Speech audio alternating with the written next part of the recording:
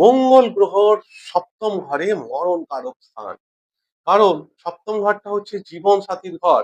আর দেখবেন যাদেরই 7 নম্বর ঘরে মঙ্গল আছে, এক কথায় তো সে মাঙ্গলিক হয়ে গেল।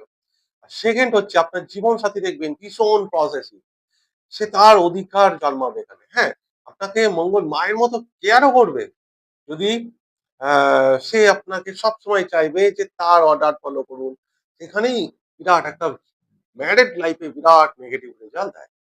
জীবন সাথীর জায়গায় সপ্তমে মঙ্গল বিবাহিত জীবনে বিরাট নেগেটিভ রেজাল্ট দেয় কি লড়াই ঝগড়া অশান্তি। কারণ আপনার জীবন সাথী চাইবে যে আপনাকে সবসময় কন্ট্রোল করতে, তার কথা মতো চলতে, সে আপনাকে কন্ট্রোল করবে, হ্যান্ডেল করবে। হ্যাঁ, এই মঙ্গলই দুটো জায়গায় ভীষণ ভালো রেজাল্ট দেবে। কখন? যদি আপনার মকর লগ্ন হয় তাহলে মঙ্গল কর্কট রাশিতে এসে নিচস্থ হয়ে যায়। এই মঙ্গল তার চতুর্থ দৃষ্টি দিয়ে আপনার কর্মঘরকে দেখবে, সপ্তম দৃষ্টি দিয়ে আপনার লগ্নকে দেখবে। নিচ মঙ্গল যখন লগ্নকে দেখে বিরাট রাজ্য গেটা। নিজ ভং রাজ্য এটাকেই বলে। যদি শনিকে না দেখে তাহলে আরো ভালো। যত বড় বড় খেলোয়াড় অ্যাথলেটিক্স দেখা গেছে ফুটবলার এই মঙ্গল নিচস্ত নিচ মঙ্গল মারাত্মক পজিটিভ রেজাল্ট দেয়। হ্যাঁ, এখানে ম্যারেড লাইফে কিন্তু কিছু না কিছু নেগেটিভ রেজাল্ট দেবে।